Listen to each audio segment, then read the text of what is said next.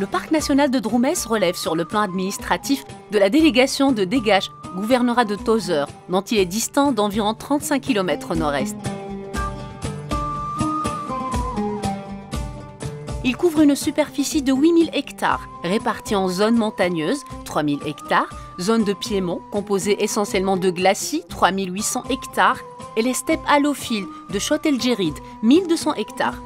Le parc national appartient à l'étage bioclimatique aride supérieur, dans la zone montagneuse et au saharien supérieur. Le parc national de Droumès a été créé le 29 mars 2010 en vue d'assurer une meilleure conservation d'un écosystème typique du Sahara tunisien. Il a été lieu de réintroduction de nombreuses espèces animales disparues, comme l'autruche à cou rouge, les antilopes oryx ou la gazelle d'Orcas. Il en est de même pour la flore avec la réinstallation du gommier ou Tal Acacia radiana, qui a disparu depuis plusieurs décennies. La hauteur de cet arbre atteint aujourd'hui 5 mètres et les espaces ligneuses basses commencent à réapparaître. On rencontre aussi le rétham, le périploque, le russe, le rantherium.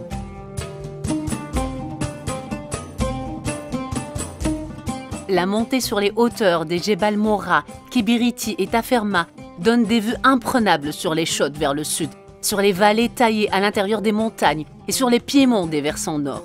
Ces vues panoramiques constituent des paysages d'attraction pour les touristes venant découvrir les milieux arides et désertiques.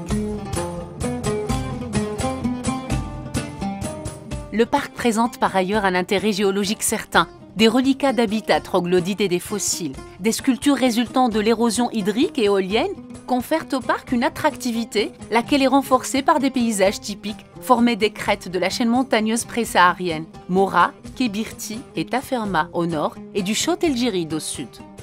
Le parc renferme aussi plusieurs vestiges préhistoriques, présence de silex taillés dans certains sites archéologiques et historiques. Plusieurs espèces de mammifères adaptés et d'autres récemment introduites et acclimatées peuplent le parc national de Droumès. Parmi celles-ci, on cite la gazelle d'Orcas et surtout l'oryx, qui a disparu de la région en 1912, puis réintroduit en 2007 avec des individus provenant des troupeaux du parc national de Bouedma et d'autres importés d'Europe et des États-Unis d'Amérique. L'autruche, espèce adaptée à ces milieux, a été aussi introduite dans le parc. Actuellement, il existe quelques têtes qui vivent dans un enclos et qui arrivent à se reproduire normalement. Le parc national de Droumès est riche en oiseaux. Certains sont sédentaires et d'autres de passage qui y font escale en hiver et au printemps. Parmi les espèces sédentaires, la plus importante est sans conteste l'outarde houbara. On y rencontre aussi le perdrix gambra, le faucon lanier, le faucon de Barbarie et plusieurs espèces de gonga. Dans le cadre du projet de l'écotourisme et la préservation de la biodiversité dans le Sahara, qui a pour objectif de préserver la biodiversité et la durabilité des terres désertiques dans 3 parcs nationaux, Goumès, Bouedma et Jbil, 84 petits projets à but lucratif et de nombreuses activités communautaires ont été réalisées à Goumès pour un coût de plus de 800 000 dinars pour promouvoir l'écotourisme sur les plans local et régional à travers l'adoption de nouvelles approches et la présentation d'un appui au secteur privé et aux habitants de ces zones. Monsieur Meftah Ben Diab, un agriculteur, un bénéficié du projet. كيف جاء المشروع؟ خذينا قلت لك المشروع على محمل الجد خدمناه عملنا فورماسيونات في اطار التكوين في اطار المشروع هذا خاصة النوع الدمام وصافا لاباس ما عادش عندنا برشا طموح في التشغيل فهمت ما عادش نلوجوا على التشغيل برشا ونحبوا ماذا بينا الحاجة الوحيدة ماذا بينا ناخذوا القروض الحسنة باش نجموا نكبروا في المشروع تاعنا.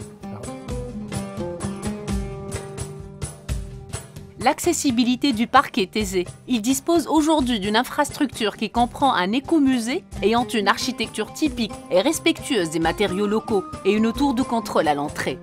Le parc national de Droumès renferme plusieurs atouts qui font de lui un lieu de visite incontournable pour les touristes qui cherchent à la fois le loisir, la découverte, le contact social et humain, la culture locale et la gastronomie.